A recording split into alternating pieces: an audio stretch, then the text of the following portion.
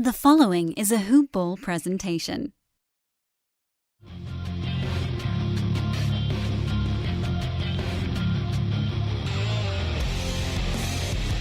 Welcome to the Fantasy NBA Today podcast. I know you've all been waiting anxiously for this one. The Miami Heat post-mortem. Good Lord. Yeah, it's a mess, man, and it is a mess for at least another year, and then things clear up a little bit. But we'll get into that momentarily. Welcome to Fantasy NBA Today, everybody. I'm Dan Besbris. Neil Rochlani, who, as you heard late last week, was dying. It sounded like he's got creamed by a nasty virus, and he's still working his way back.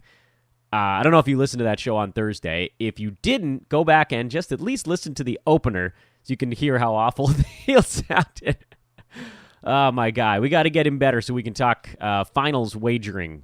We're going to miss our opportunity here. I'll see if I can check in with him and get you some gambling thoughts to post on Twitter. But he's sitting this one out. Neil is on the mend, I hope. Maybe get him on some heavier medication here. And then we'll get him back, hopefully, to host the show on Thursday. Tomorrow, I'll have Brandon Marcus back from Italy. He actually, we were texting. I want to make sure he was in town before I said he was going to be on the show, and he was actually in the air, flying over the Atlantic Ocean. So he'll be back in time. That'll be the Kings on tomorrow's show. Neil, presumably, and guest will have the Hornets on Thursday. Adrian and Coach will break down the Pistons on Friday. Yesterday's show, by the way, if you didn't have a chance to listen in, myself, Ethan Noroff, breaking down the Lakers. That's been a circus,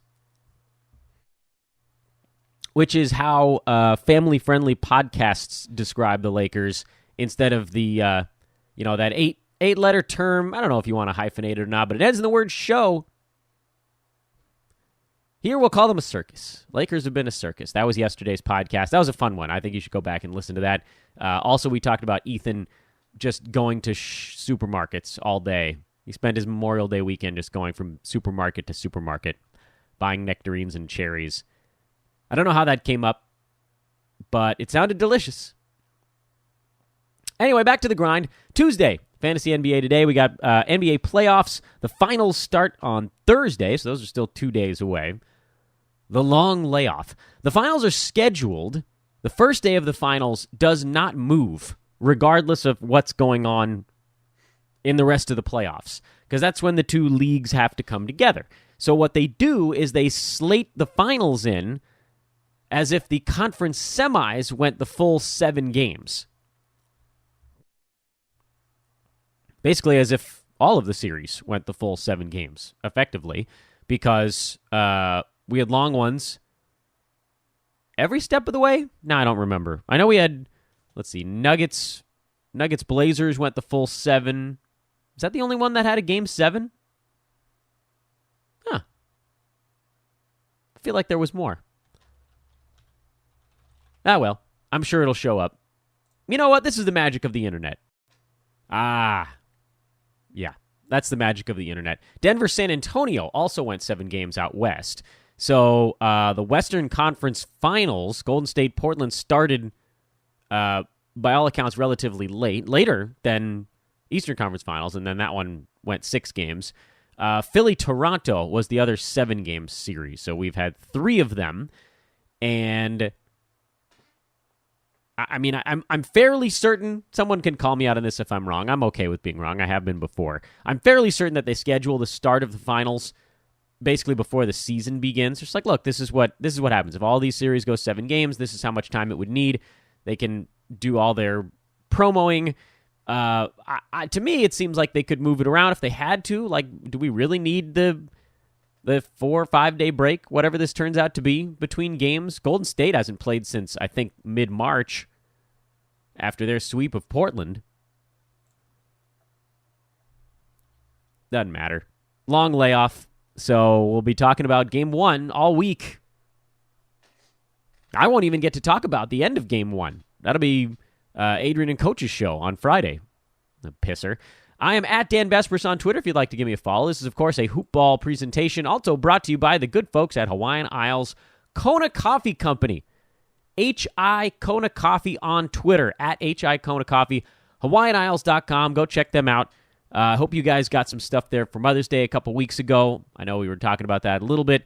You got Father's Day coming up. You got my birthday coming up. If you want to send me something, it would have to be decaf. Maybe some swag. Maybe some Kona Coffee swag would be a cool thing.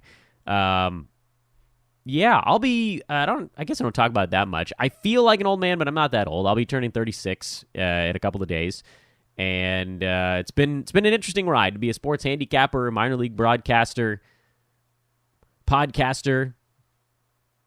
It's been weird. Med school dropout.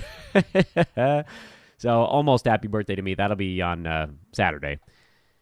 The Miami Heat. I'm bouncing around it long enough. We can talk about the Heat. I don't have much more to add to the Warriors-Raptors discussion that Ethan and I started yesterday. If Neil was healthy on today's program, we obviously would have been talking about the betting side of things. I'll let him handle that on Thursday's podcast, assuming he's up and able to do so. I did do an appearance on Memorial Day on VSiN with my guy Gil Alexander, just talking a little bit about the series. My thoughts there, very briefly, because, I don't think you guys want to hear me lecture myself about just the NBA Finals, is that the Warriors at minus 280, Raptors at plus 230.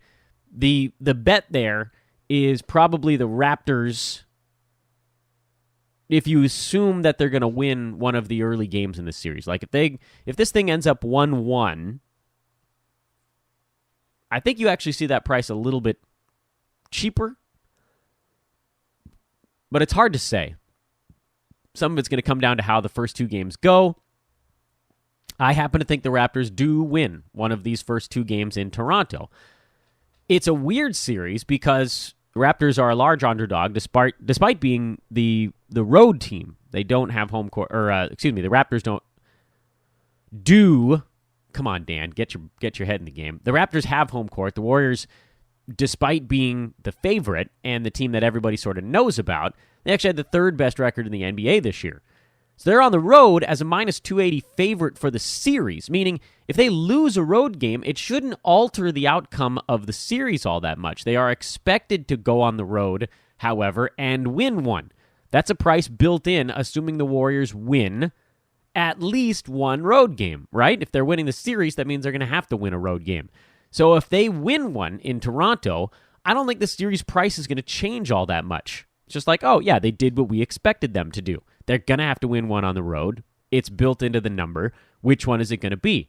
On the other hand, Toronto is not expected to win 4 games. So if they're winning every other game, that's better than their expected outcome. And so my expectation would be that their price would actually go down. So if you want to get into the Raptors, now is probably the time. If you want to get in on the Warriors, you hope that they fall behind 1-0, or even possibly a 1-1 tie. If, say, the Raptors win the second game at home, you'll probably get a slightly cheaper price than the Warriors going back to their home court because, again, they're expected to win 4 games. Also, please bear in mind, it's 2-2-1-1-1 now in the finals. They changed it. It's not 2-3-2 anymore, thank the good Lord, because that was straight up idiotic. When do those games happen? Oh, you don't want to know.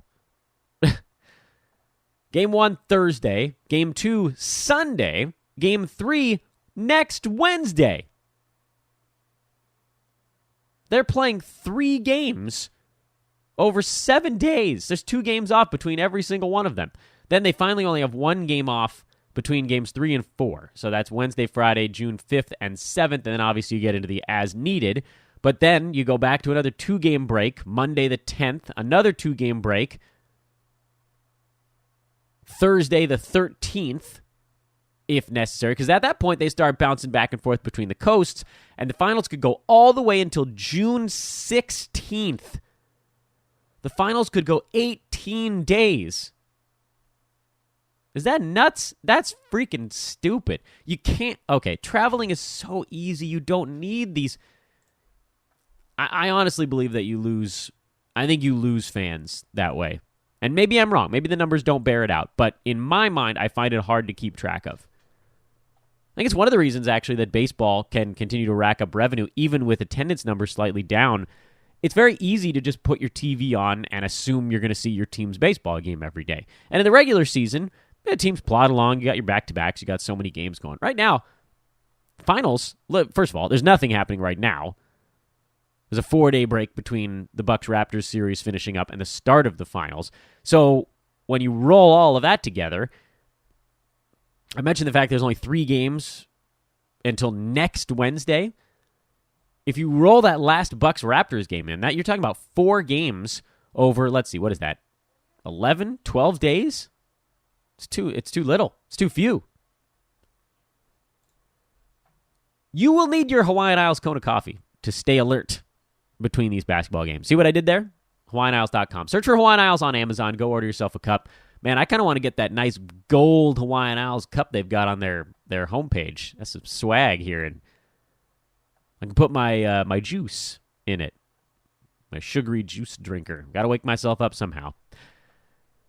At Hoopball Fantasy on Twitter for Hoopball, hoop-ball.com is the website. Postmortem season continues. Again, there's always a written piece that runs alongside our podcast. Host of the Brooklyn Nets podcast, Najee Adams, wrote up yesterday's Lakers one. I'm not 100% certain on, I think it's Hunter. I think it's his co-host, actually. That handles the Heat. That one coming out today.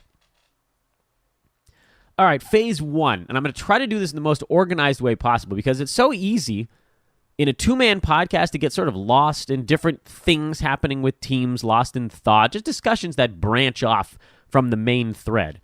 The main thread I'd like to cover here is the Heat cap situation, which I don't fully understand, but I can tell you how much money they have locked up and what that means from a can't they situation. Who is going to be on this Heat team, we think. Obviously, trades can happen between now and opening day. And then we'll look back at the fantasy numbers from a season gone by and try our best to extrapolate what that might mean going forward. The Heat are, without question, in one of the worst salary cap situations in the NBA. The Washington Wizards are with them. The Blazers, believe it or not, are in a pretty terrible salary cap situation, but at least they have Dame and CJ and Nurk. They've got some good pieces there. The Heat are, I don't know, I don't want to knock the team too much, but to me, they might have the worst salary situation in the NBA because of the quality of the guys involved. Like, at least the Wizards had, at some point, John Wall was healthy in his life, and Bradley Beal is really good. He's a very good basketball player. The Heat don't have those guys. Listen to the Heat salary breakdown from this last season. Hassan Whiteside was making $25 million. Ryan Anderson, who they traded for, and Tyler Johnson was making basically the same amount of money, $20 million. Goran Dragic, $18 million. James Johnson, black belt James Johnson, who just, his back is terrible, and he got chunky and kind of stinks at basketball now. He's at $15 million, and for a while yet. Kelly Olynyk, who they gave a deal to, he's making $12.5 million last year. Dion Waiters, almost $12 million. Josh Richardson, who is the guy that they wouldn't give up for Jimmy Butler, he was only making $9.5 million last year. Justice Winslow was only at $3.5 million. Bam was at $3 million. So arguably their best players were their best values as well. So the good news for Miami is that guys like Bam Adebayo are locked in. He's at $3.5 million this coming year, and then there's a team option the year after that. And then he heads to restricted free agency the following season. So he's fairly well locked in. Justice Winslow got himself an extension. He's at $13 million next year. Josh Richardson is at $10 million. And here's the bad news. Dion Waiters still has 2 more years on his deal, and he'll make about $24 million, closer to $25 million over those 2 seasons. Kelly Olynyk, whether you like him or hate him, he's making $13 million this coming season and has a player option for $14 million the year after that, which, based on the way that salaries have sort of ebbed and flowed here, the cap went up, everybody gave too much money, now everybody's bouncing back the other way. I would assume Kelly Olynyk's going to take his $14 million. James Johnson is set to make $15 million this coming year and $16 million the year after that on a player option, which, I mean, you don't need to know anything about what's going on to know that James Johnson is going to want to take $16 million in 2020, 2021. I mean, he's not going to be worth even close to that much. Goran Dragic has a player option for $19 million this coming year based on his injury situation. I would assume he'll take that. Hassan Whiteside has a player option for $27 million this coming year, which he'd be an insane person not to take because nobody wants him right now. And then Ryan Anderson, who had originally a $21 million situation for this coming year, agreed to reduce that in one of his 2 trades last season down to $15 million. So that's guaranteed. He could be at least a trade chip. That's an expiring contract, and it's a little bit less insane, so a little easier to match other things going around. So the Heat still, and I'm going to just safely assume that Whiteside and Dragic are going to opt in to their giant contracts that they wouldn't be making on the open market. The Heat still have some $125, $135 million locked up this coming year. They literally can't do anything outside of the goofy little stuffs like veterans minimums and cap exceptions. That's the stuff I don't fully understand. Those are not the guys that are going to make the massive difference for this team. They're in a real tight spot. Now, that number drops pretty precipitously when Whiteside, Ryan Anderson, and Goran Dragic come off the books the following year, but we're not at that year yet. And sure, maybe somebody gets moved. Yeah, I mean, Chris Bosh's medical stuff comes off the books. But, I mean, just, again, James Johnson, $15 million. Dion Waiters, $12. Goran, $19. Ryan Anderson, almost $16. Hassan, $27. They can't make the moves that they'd want to, which is why, by the way, it seems so crazy that they didn't just sort of roll the dice last year. This team kind of has 2 options. One, try to blow it up as fast as humanly possible. Try to trade Ryan Anderson for pieces. Try to trade Goran Dragic for pieces. You're probably not going to be able to move Hassan Whiteside unless you send away stuff. Maybe you could acquire some assets in a Dragic trade. Maybe you could send away a young guy on a decent deal, get some assets, and then package those to get rid of a Hassan Whiteside to a team with cap space that's just rebuilding. Then they would just waive him. These little things, just to try to get it off the books. The other option is just to wait it out and just be kind of middling, mediocre, okay in the Eastern Conference for one more year. Because they can run it back. No D Wade, but they can run it back. And do you hope you're more healthy or less healthy? Do you hope Dion Waiters plays? I don't know. Do you hope James Johnson? I felt this Miami team was at their best when they gave Bam Adebayo 25 to 28 minutes, starters minutes. Hassan Whiteside was closer to 20 off the bench. Dragic looking a little better near the end of the year. No James Johnson. More Kelly Olynyk. More Winslow. More Richardson.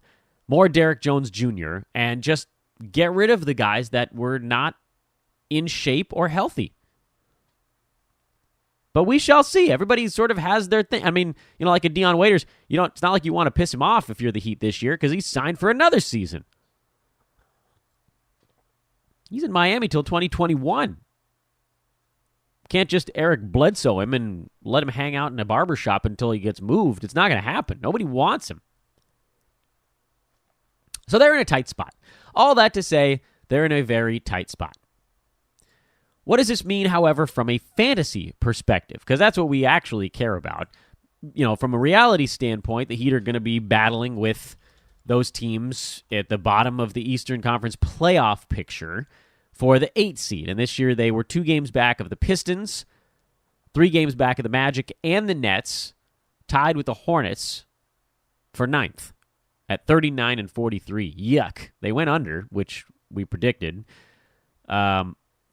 Magic are probably going to get worse. There's almost no way they bring back Vooch, and that's going to be a big hole in their tank. Nets probably get better, but it's tough to know because they'll be tracking big free agents. Does D'Angelo Russell come back?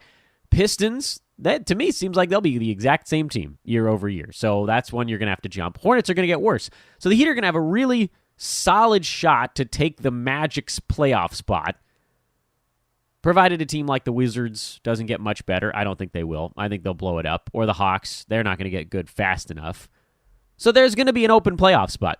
The Hornets are not going to take it unless Kemba re-signs. The Magic are not going to take it because their young guys might get better, but let's be honest, without Vooch, that team is at least 5 or 6 wins worse.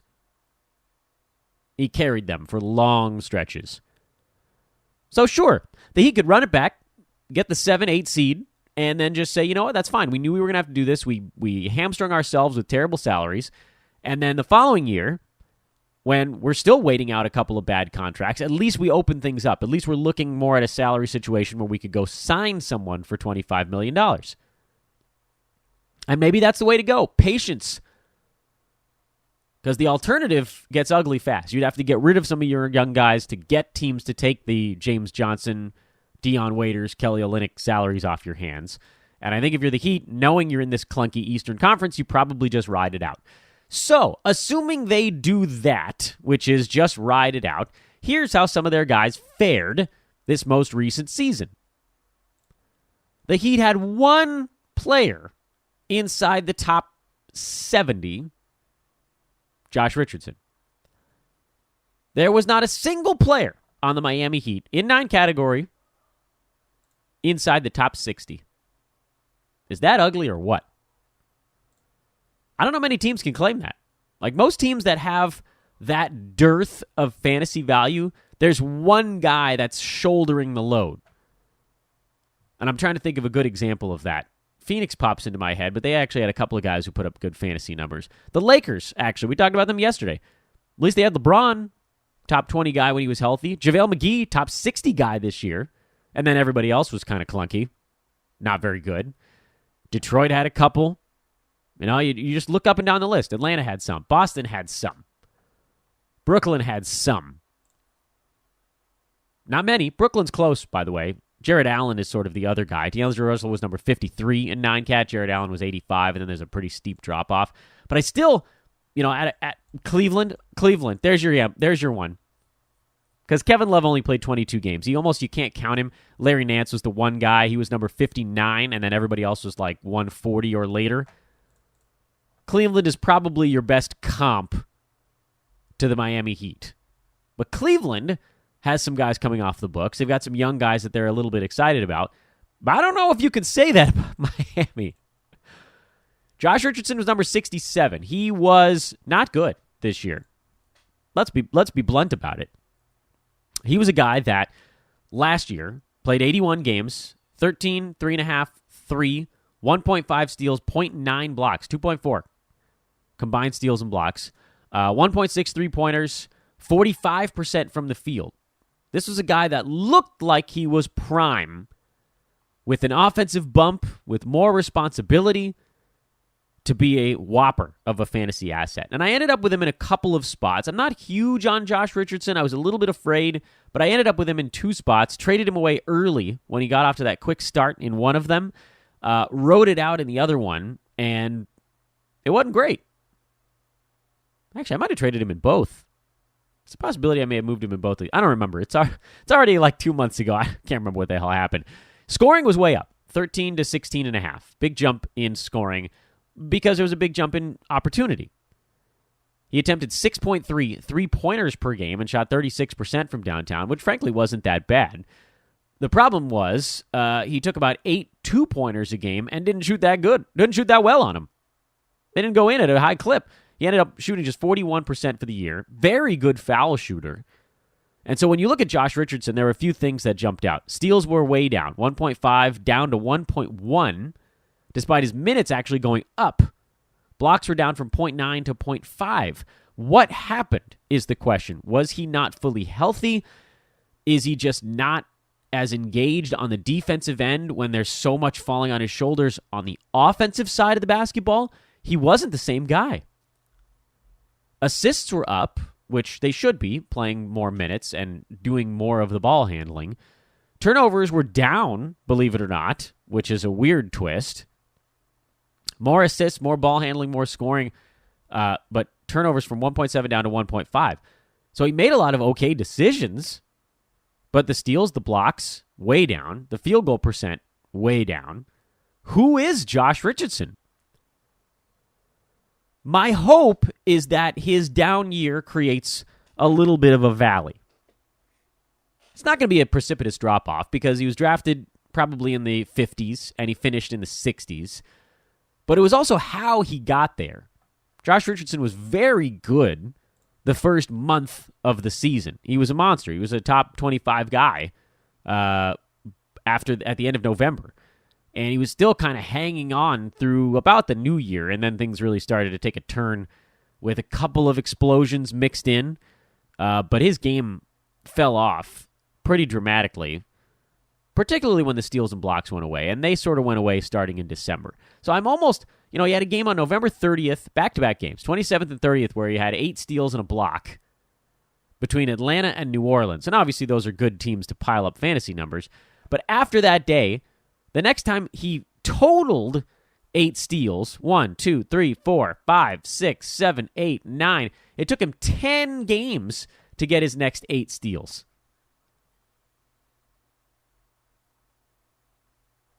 It all petered out. He never had a stretch where it took him fewer than 6 games to get to that mark. No, I think he might have had a 5-gamer in there. So the steals dropped off. The blocks were sort of consistently lower most of the season, although he got off to a pretty quick start in that department as well. The shooting tailed off hard. So I don't know. The answer is legitimately, I don't know. I think we have to look at his whole body of work and assume that there's probably going to be a slight positive movement in blocks. And the steals are probably going to settle somewhere in the range he was in. Last season, 17-18, feels a little bit like the outlier now. His sophomore campaign, he had 1.1 steals in about 30 minutes a game. You would assume that with an extra 3 minutes, that would come up to about 1.2. It went up to 1.5. Then this year came back down to 1.1. I'm inclined to think that 1.2 is a pretty reasonable expectation for him. The blocks are the more interesting number because he was at 0.8. I mean, he was basically sitting on about a block per 36 through his first 3 years all together, and then that fell off to like 0.6 this year instead of 1. That's a pretty precipitous drop. Does that come back? I have to assume it comes back a little bit. Yeah, I know block rate tends to drop off for guys, but, we're not talking about an old man here. We're talking about someone that's going to turn 26 about a month before the season starts. So he's in his prime. I don't think that his leaping ability is gone just yet. So I would think that 0.5 comes back up to maybe 0.7 this coming year. But there's a reasonable chance it doesn't. Field goal percent. He was around 41, 42 prior to his big jump last year. And then the big drop-off this season. Does he go back to taking more two-pointers? He's a very good foul shooter. That number appears to be sticking. 2 seasons in a row, he shot 84% or better at the free throw line. He's never going to be a big rebounder. The assists were better. I think you're looking at a guy that could, next year, start pushing up closer to top 50, but it's going to have to be 0.2 blocks. He's got to come back, and he's got to get that field goal percent back up to 43. It's probably all it would take, honestly. He's only a slight drag instead of a monster drag on your field goal percent, because the other stuff is pretty good.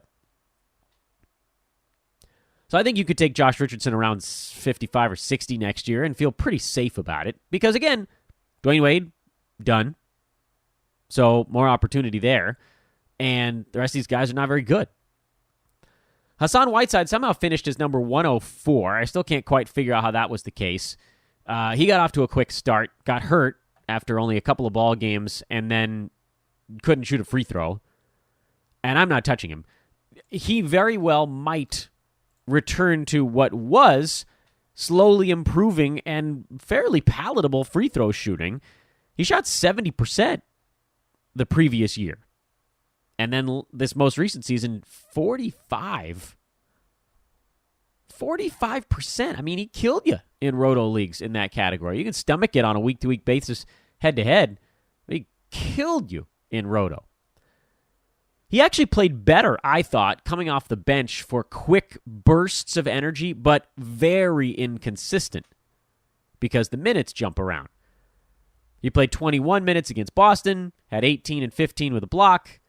Then he played 15 minutes the next day, 8 and 7 with 2 blocks. Then backed up to 22 minutes, 14 and 9 with a block. And then 14 minutes in the finale, but he had 15 and 9 with 2 steals and 4 blocks in that ball game. So who the hell knows? The one thing we know for sure is that when he's out there and he's just coasting for 34 minutes, it can get ugly. The energy level drops. He's never fully healthy. The block rate for Hassan Whiteside was amazing the first 2.5 months of the season and then just totally fell apart.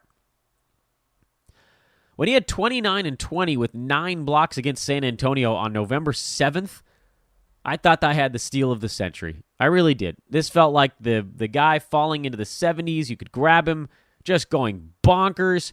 He had 6 blocks, 5 blocks, 9 blocks, 4 twice. He was going crazy. And then I don't know if something happened right around Christmas, but those numbers started dropping. And then it was 2 blocks, and then it was 1 block, and then it was games with 0.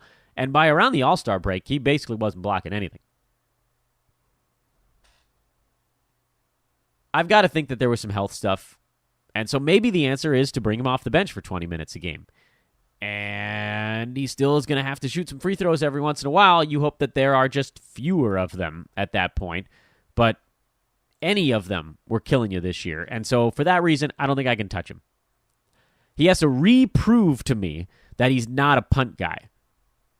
Because it looked like he was headed that direction. And then this year he appeared to go back to being a punt. Bam Adebayo, on the other hand, who finished at number 124, is actually a positive. That's the 124 with an arrow going up. He was the starter for this Miami Heat team for basically from the All-Star break on, roughly, give or take. And it was, by all accounts, a nice experiment. The rebounding was solid. Field goal percent is always going to be solid. Free throw shooting is not terrific, but not going to kill you, 73% for the year. He's not a big-time shot blocker like Whiteside, where Hassan, you expect him. If he's playing 20 minutes, you expect him to block a shot or two. With Adebayo, it's a little bit more of that Larry Nancian build, where he's actually probably going to get you more steals than blocks, but he does do a little bit of both. Does not shoot the 3-ball, which is fine. But I think, and this to me is a spot where you can exploit things a little bit. I don't think we're going to be alone in saying this. I'm guessing other analysts are going to say the same thing. Based on what we saw towards the end of this last season, which is the part you need to remember. Because if you look at the full season, Adebayo was ranked lower than Hassan Whiteside. But, and this is the key, you go back to things that happened lately.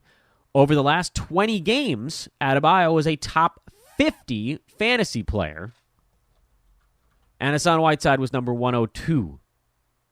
And the minutes flipped. Adebayo was playing 27. Hassan was getting the other 20, basically, with a little bit of Olynyk mixed in. Adebayo over that stretch, 12 points, 9 boards, 1.2 steals, 0.8 blocks, 61% from the field, 77% at the free throw line, which may or may not hold up long term, but he's not a bad foul shooter. I don't know if Adebayo is going to get drafted in the top 50. In fact, I'd be pretty surprised if he was. I don't think a lot of people realized how good he really was over the last 2 months of this season when they started to give him the leash. I don't see anybody taking his minutes on this team. It's not going to be Olynyk, and it doesn't look like it's going to be Whiteside anymore unless something wild happens in this offseason and Hassan comes back and they're just like, oh my God, he really was badly hurt for 2 years, and now he's totally fine. I think this is Bam's center position to lose. Lord knows it should be.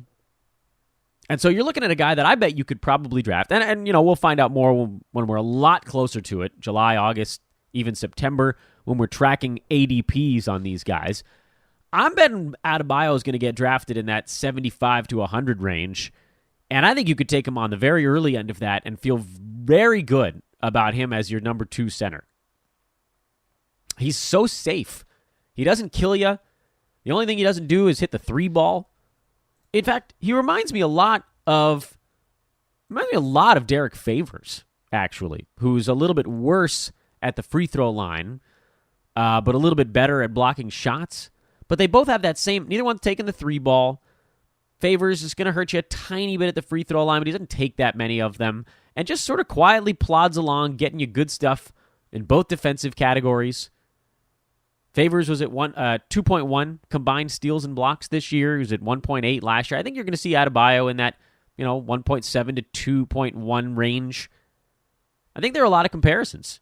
Adebayo obviously a lot younger with a lot more lift and far fewer injuries having afflicted him at this point. But I really like Bam. I think he's one of those guys that you're probably going to see pop up on a lot of other people's sleeper lists for next year, even though he's not really a sleeper. I mean, he was good for 2 months already. But don't be surprised. Mark this day down. May the 28th, 2019, at about the 35-minute mark of Fantasy NBA Today, Dan said, watch for everybody else to call Bam Adebayo a sleeper. Be aware he's not a sleeper. And be aware that as more people put him on their sleeper lists, he becomes overpriced. But right now, he's not. Right now, people aren't talking about him because the Heat didn't make the playoffs. They quietly wandered off into the desert on the Dwayne Wade farewell tour. And all we can really hope for is that he doesn't go too crazy during training camp. Who else is worth exploring on this team? Still a few other names, frankly. Dion Waiters, no. Not drafting him in any circumstance. I don't care if he's starting. I don't care how many shots he's taking. He's a chucker. He will kill you. He's a bad foul shooter. He's a bad field goal percentage guy. The only thing he did for you was 3-pointers at 2.5 per game. His game strongly, like way too much, resembles Eric Gordon's fantasy line. But at least Gordon could get you up around 3 balls a game and doesn't miss all of his free throws. No thank you to Dion Waiters.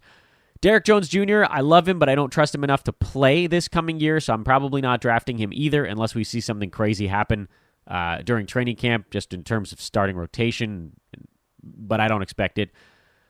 The other names worth mentioning here, Kelly Olynyk, Goran Dragic, and Justice Winslow. So let's hit those three guys. Olynyk is the same story every year. He plays well as long as James Johnson is out. But somehow, for whatever reason, when James Johnson is healthy, they play him. I don't get it. I don't fully understand it. Is it just because he's on contract? I don't know. But when he's healthy, they play him. And for Kelly Olynyk, he goes through these stretches where he racks up 30 minutes a game and looks amazing and is just a fantasy monster. And then James Johnson comes back and they split their power forward minutes and it all goes to hell. So if both of those guys are healthy going into next year, I'm not drafting either of them. Simple as that. It's a 1-to-1 correlation for me. Olynyk is a top 75 guy when there's no James Johnson.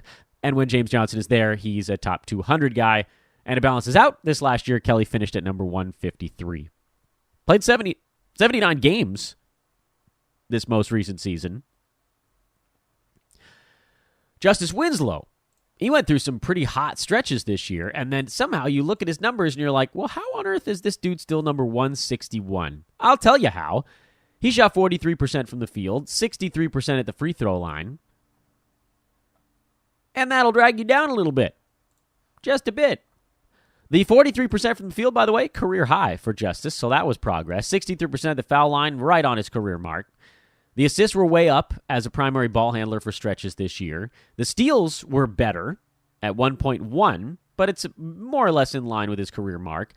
And I think you probably see a similar line next year to this one, which, sadly, folks, in 9-Cat, is not worth it. The other guy that I'm a little bit on the fence with, I'm very pro-Bam. I mean, I'll go through the list again at the end, but the guy that I'm sort of teetering is Goran Dragic. Is he healthy? Is he not? I don't know. He's 33, so he's past his prime. He's starting to come down a little bit. He's signed, I assume, the player option as we talked about. He'll probably be back. Can his field goal percent ever get back to where it was? Because that was what floated his value. He was never a big-time free throw percentage guy. 76 for his career. Didn't rebound. Was never a massive assists guy, despite being listed as a point guard. He averaged 7.5 one season with Phoenix. But otherwise, he's been in the 5s, the 4s most of his career. So, medium. Medium. Not bad, but medium. Turnovers got pretty high for a stretch. They've come back down since his role has diminished. Steals have also come back down since his time on the floor has diminished. Three-pointers, slightly up, but he's always been hovering in that 1 to 1.5 range since they became more of a prevalent item in the modern NBA. But the thing for Goran Dragic that has changed considerably over the last 3 years of his career has been field goal percent. He was at 50 from 2013 to 15, those 3 seasons. 2 seasons, excuse me. I can do my math. He was at 48 the following year with Miami. That's the one I wanted to lump in there. He's at 47.5 even the year after that. The last 2 years he's dropped to 45 and then 41 this last year, where he clearly wasn't healthy. But that's a pretty big drop. If Goran Dragic can get back up to 45% from the field and can keep his free throw shooting in that 78 to 80 range, as a starting point guard, there's value in that. The fear I have with Dragic is that someone always overdrafts him. There's always the one guy in your league that ends up with Dragic at 60 when he should be going at 100. Is this the year he finally goes around 100? If so, I'll take a shot on that. Maybe it doesn't pan out. Maybe he averages 15 points and the percentages are terrible. If that's the case, you can find a spot for him on your team or you can move on. I don't care. But there's this outside chance. What if he gets back to 45 or 46% from the field? What if he is somehow at 17, 4, and 5 with a 3.5 and a steal? That's a top 100 guy. But he's almost definitely going to go earlier because he's Goran Dragic. And there's this expectation that he's going to be a 20-point-per-game guy. I think those days are done, but this is why I'm on the fence. You can see the back and forth in my brain with Dragic. He was number 184 this year, and he averaged 27 minutes a game. But again, the hard value sap is the field goal percent. The other stuff is palatable as a late-round guard, but the field goal percent is killing you on 12 tries per game. It's pretty easy to jump that from top 180 to top 100. You just got to get the field goal percent up to 46%. The points would follow in that regard. If he's making an extra 5% of his shots, his scoring is going to go up from 14 to 15 or 16 most likely. Get himself back to the free throw line. I would assume he's going to be the starting point guard for this team. And again, no D. Wade to take those opportunities away. So I would take a flyer on Dragic, but he's going to have to fall to near 100 before I do so. So I'm guessing I probably won't end up with him. Quickly now, recap on the Miami Heat. Arrow pointed up, Bam Adebayo. Arrow pointed slightly up for me, Josh Richardson, because I think he's going to be undervalued a bit after a slower year. Hard arrow down, Hassan Whiteside. Arrow sideways, Kelly Olynyk, Justice Winslow, Dion Waiters, I guess. I don't even put an arrow next to his name. That's a dash. That's a hyphen. Not applicable. And then Derek Jones Jr., arrow pointed sideways as well. James Johnson, who cares? Arrow pointed sideways? I mean, he's just old and slow these days. Which stinks, because for a very brief stretch, it looked like he could be a fantasy monster, and he got old quick. All right, remember this day. The Bam Adebayo hype train started May the 28th. I am Dan Besbris. This is Fantasy NBA Today. We can go ahead and just slam the lid on this thing. There's no games tonight until Thursday. Back tomorrow. Brandon Marcus, back from Italy. We'll find out how the trip was. I'm guessing, by the way, good. Not too many folks come back from a trip to Italy saying, man, I really wanted to get home and talk about the Sacramento Kings. But that's what we're going to do. And then again, Hornets and Pistons, Thursday and Friday to wrap up the week. Thanks again to Hawaiian Isles Kona Coffee Company. Thank you to the Miami Heat for giving us a very weird and entertaining show. Frankly, it turned out to be more fun than I expected. Have a lovely Tuesday, everyone. We'll get back at you tomorrow. So long.